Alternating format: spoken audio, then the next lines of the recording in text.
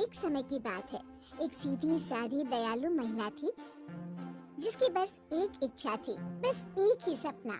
और उसका सपना ये था कि उसकी एक बेटी हो। बहुत दिन बीत गए लेकिन उसका ये सपना पूरा नहीं हुआ। बीतते समय के साथ उसकी बेटी पाने की चाह और बढ़ती गई। एक दिन अपने सपने को सच करने के लिए वो एक जादूगरनी के पास गई और उसने उस जादूगरनी से अपनी इच्छा के बारे में बताया। उस डायन ने उसे एक जादुई बीज दिया और उसे जमीन में बोने के लिए कहा। थम्बलीना का जन्म। वैसे तो उस महिला का दिल टूट चुका था, लेकिन फिर भी उसने वो बीज मिट्टी में बो दिया और अगली ही सुबह जब उसने देखा तो वो बीज एक पौधा बन चुका था जिसमें एक बहुत ही खूबसूरत और बड़ी सी कली भी थी। उस कली की खूबसूरती को देख के वो इतनी खुश हुई कि उसने प्यार से उसे चूम लिया। क्योंकि वो पौधा जादुई था, इसलिए चूमते ही वो एक खूबसूरत फूल में बदल गया। वो महिला चकित हो गई क्योंकि उस फूल के अंदर बैठी थी एक छोटी और प्यारी सी लड़की जो बस अंगूठे जितनी बड़ी थी। उस महिला ने उसका नाम रखा थम्बलीना। थम्बलीना का जीवन।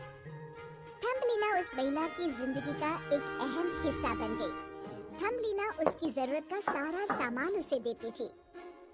उसे सोने के लिए एक बहुत ही प्यारा छोटा सा बिस्तर बनाया और गुलाब की पंखुड़ियों से प्यारे कंबल। थम्बलीना खुशी खुशी छोटे से पंखुड़ी से बने नाव में खेलती रहती थी। घोड़े के बाल उसके लिए चप्पू का काम करते थे। उसकी आवाज बहुत मधुर थी। वो अपनी नाव में खेलती थी और सारा दिन अपनी मधुर आवाज में गुनगुनाती रहती थी। पूरा दिन खेलने के बाद थम्बलीना अपने छोटे से बिस्तर में जाकर सो गई। और जब वो सो रही थी, एक बड़ी सी मेंढक खिड़की पर आई और उसने उस प्यारी सी बच्ची को देखा। वो मेंढक उसे बस देखती ही रह गई। वो उसकी खूबसूरती में खो गई थी। उसने सोचा कि थम्बलीना उसके बेटे के लिए अच्छी जीवन साथी बन सकती है, इसलिए उसने उसे उठाया और वहाँ से लेकर भाग गई। और किसी को पता भी नहीं चला कि उस मेंढक ने थम्बलीना को अगवा कर लिया है। वो मेंढक थम्बलीना को झील के पार ले गई जहाँ उसका परिवार रहता था। उसने प्यारी थम्बलीना को अपने कुरूप और बहुत मोटे बेटे से मिलाया जो बिल्कुल अच्छा नहीं दिखता था। जब उसने थम्बलीना को देखा तो वो भी बहुत खुश हो गया। हालांकि माँ और बेटा दोनों के मन में डर था कि थम्बलीना उनके चंगुल से कहीं भाग न जाए, और इसी डर से उन्होंने उसे झील के पानी में कमल के पत्ते पर बिठा दिया और उस पत्ते को झील के बीचों बीच पहुँचा दिया। दोनों माँ बेटे बहुत खुश थे कि अब तो थम्बलीना भाग कर जा ही नहीं सकती। और उसी दौरान उन दोनों ने शादी की तैयारियां भी शुरू कर दी। जब दोनों माँ बेटे बात कर रहे थे तो झील की दो मछलियाँ उनकी बातें सुन रही थी और उन्होंने थम्बलीना की मदद करने की योजना बनाई। दोनों मछलियों ने एक तितली की मदद से कमल के पत्ते को झील के किनारे पर पहुंचा दिया और इसी तरह थम्बलीना वहाँ से भाग गई। वो वहाँ से भाग गई, लेकिन रास्ते में उसे एक पतंगे ने कैद कर लिया।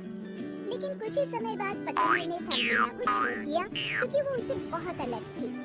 गर्मियाँ आ गई थी और थम्बलीना घास और फूलों के बीच अकेली चली जा रही थी। रास्ते में उसे खाने के लिए कुछ भी नहीं मिला। तब फूलों के पराग से उसने पेट भर लिया और सुबह की ओर से प्यास बुझा ली। जल्दी बरसात का मौसम आ गया और आसपास बहुत गंदगी फैल गई। नन्ही बच्ची को ठहरने के लिए कोई जगह नहीं मिली। वो किसी तरह बरसात की तेज बूंदों से बचती बचती आगे बढ़ती रही, लेकिन ठंड के मौसम ने उसे और परेशान कर दिया। ठंड ने उसे हिला कर रख दिया था और उसे खाने के लिए कुछ भी नहीं मिला। जब वो रास्ते पर अकेली चली जा रही थी तब उसे एक बड़े से मकड़े ने खाने और रहने की जगह देने की बात की। वो मकड़ा उसे पेड़ के अंदर लेकर गया और उसने उसे बादाम खिलाया। जब मकड़े ने थम्बलीना को अपने परिवार से मिलाया तो बाकी लोग उस पर हंसने लगे क्योंकि वो उन सब से अलग दिखती थी। वो जोर जोर से रोने लगी और वहाँ से चली गई और फिर से वो ठंड में अकेली आगे बढ़ने लगी। उसने देखा एक छोटा सा घर जो लकड़ी और पत्तों से बना था। उसने वहाँ मदद मांगने की सोची और जाकर घर का दरवाजा खटखटाया।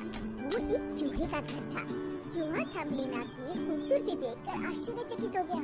उसने उस चूहे से रहने और खाने के लिए मदद मांगी। चूहे ने कहा, तुम जब तक चाहो यहाँ रह सकती हो। एक दिन वो चूहा एक अमीर छछूंदर को लेकर आया।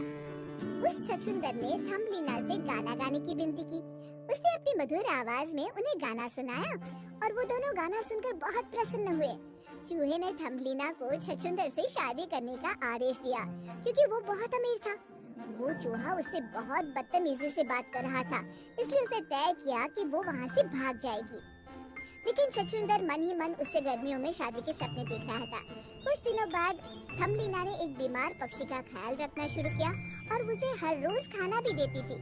वो दोनों अच्छे दोस्त बन गए और वो पक्षी उसे अपनी कहानियाँ सुनाया करती थी। बसंत के आते ही बीमार पक्षी स्वस्थ हो गया और उसने उड़ जाने का फैसला लिया।